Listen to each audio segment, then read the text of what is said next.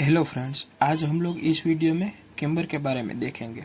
Camber होता क्या है, उसके क्या क्या टाइप्स है और किस टाइप की क्या ज़रूरत पड़ती है, ये हम लोग देखेंगे। सबसे पहले मैं आपको कैम्बर बता देता हूँ। कैम्बर क्या होता है कि किसी भी हाईवे में पानी को ड्रेन ऑफ करने के लिए हमको कोई स्लोप देना पड़ता है ट्रांसवर्स डायरेक्शन में, उसको हम लोग कैम्बर कहते हैं। मैं आपको बता देता हूँ क्रॉस सेक्शन ड्रॉ करके। ये हमारे हाईवे का कोई क्रॉस सेक्शन है, ये दोनों साइड है और ये बीच वाला भाग है। आप लोगों ने आमतौर पर देखा ही होगा कि हाईवे का बीच वाला भाग बाकी साइड के दोनों भाग के कंपैरिजन में थोड़ा ऊपर होता है। वो पानी को ड्रेन ऑफ करने के लिए ही होता है। और इसका स्लोप क्या है, 1/n, मतलब 1 हॉरिजॉन्टल इंटू n वर्टिकल। ठीक है। और इसकी विड्थ जो होती है वो हम लोग W ले लेते हैं और इसकी हाइट को हम y कहते हैं। ये हमने समझ लिया। अब मैं इसके टाइप्स के बारे में आपको बताऊंगा। टाइप्स, उसमें सबसे पहले आता है straight line. Straight line camber. Second, parabolic camber. और थर्ड जो होता है वो स्ट्रेट लाइन और पैराबोलिक दोनों का कॉम्बिनेशन होता है, इसलिए उसको कंबाइंड कैम्बर कहते हैं। सबसे पहले मैं आपको स्ट्रेट लाइन के बारे में बता देता हूँ और उसका फॉर्मूला भी डिराइव करके बता दूंगा। ये स्ट्रेट लाइन ही मैंने ड्रॉ किया, इसलिए हम लोग डायरेक्ट फिगर वापस में ड्रॉ नहीं करता, इसमें ही बता देता हूँ। हम लोग देखते हैं इस एंगल को हम लोग थीटा कहते हैं। तो tan theta is equal to क्या होता है, हाइट। हाइट इसकी y है, मतलब y/w/2, इसका हाफ होता है ना w/2, इसलिए w/2 मतलब 2y/w। और हमने यहाँ पर स्लोप क्या लिया, 1/n, मतलब tan theta is equal to 1/n। ये हमने देख लिया। सो इसका y का फॉर्मूला क्या होगा, y is equal to w/2n। ये इसका फॉर्मूला है। कभी भी आपको n दे दे और w दे दे और आपको y फाइंड करना की ज़रूरत पड़ जाए तो ये फॉर्मूला आप इजीली इस्तेमाल कर सकते हैं। उसके बाद सेकंड में आपको बताता हूँ पैराबोलिक कैम्बर। और आपको मैं पैराबोलिक कैम्बर बताने से पहले ये बता दूं कि हमको पैराबोलिक की ज़रूरत क्यों पड़ी।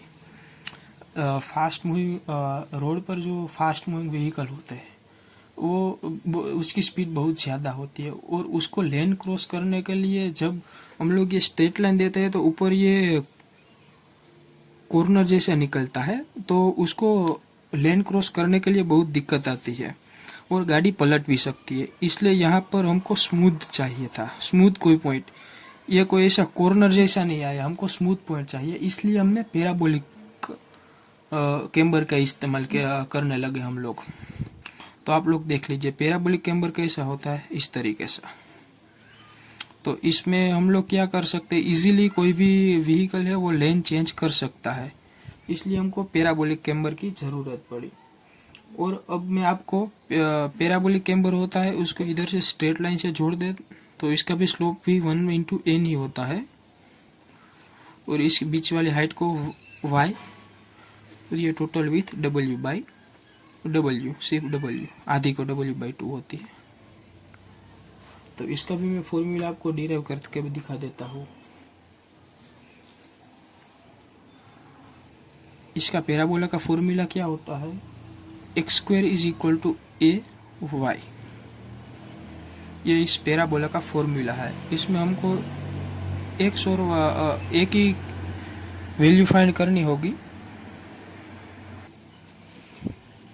आप लोग देख ही सकते हैं इस पैराबोला में x इक्वल टू x इधर से होता है x, at x equal to 0, y is equal to 0 and x equal to w/2, y equal to y।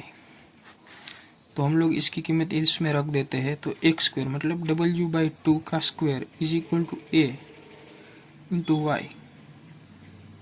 So a की वैल्यू क्या आ गई, a is equal to w²/4y।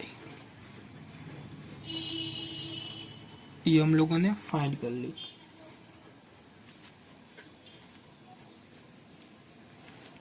अब हम लोग जानते ही है कि y की वैल्यू क्या होती है, W/2n। हमने आगे एक एक केस में ही फाइंड कर लिया।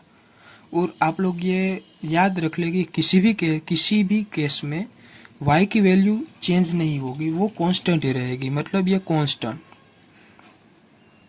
Constant in any case. सो हम लोग y की वैल्यू यहाँ पर W/2n पुट कर देते हैं। a is equal to W²/4 W/2n। ये W निकला और यहाँ पर 2 बचा, मतलब W/2 इंटू n, मतलब WN/2। ये हमको a की वैल्यू मिल गई। और इस a को हम लोग इस फॉर्मूले में रख देते हैं, x² is equal to WN/2 into y। So हम लोग y की वैल्यू फाइंड कर सकते हैं।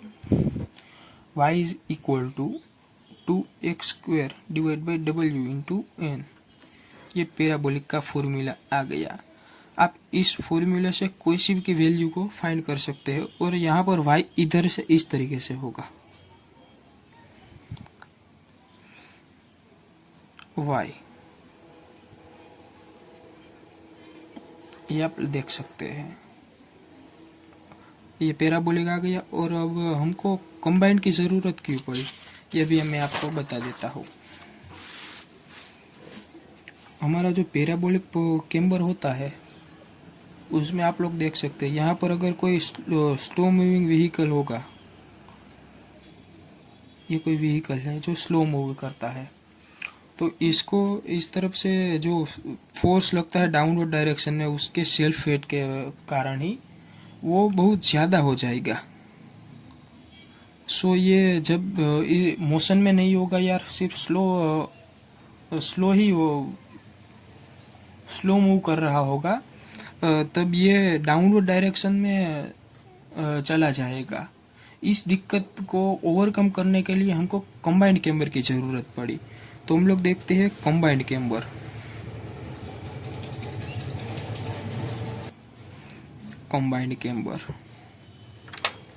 कंबाइंड केम्बर में क्या होता है, हम लोग साइड में से स्ट्रेट लाइन केम्बर देते हैं, बीच में थोड़ा पैराबोलिक देते हैं, और फिर ये वापस से स्ट्रेट लाइन। मतलब अब देख सकते हैं ये स्ट्रेट लाइन, ये इधर से इधर, और सिर्फ बीच का ही पैराबोला होता है इधर का। ये पैराबोला मैंने डिज़ाइन से दिखा दिया आपको। इस तरीके से केम्बर को प्रोवाइड करने से फास्ट मूविंग व्हीकल को लेन क्रॉस करने में भी आसानी होगी, और स्लो मूविंग व्हीकल होगा वो नीचे की तरफ भी नहीं जाएगा। इस तरीके से इसमें हमने दोनों प्रॉब्लम को ओवरकम कर लिया है।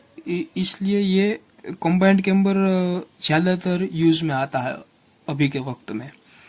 आई होप आपको सब कुछ केम्बर के बारे में सब कुछ समझ में आ गया होगा। अगर आपको फिर भी कोई डाउट है तो आप मुझे नीचे कमेंट सेक्शन में बता सकते हैं, मैं आपको उसका आंसर दे दूंगा। Thank you.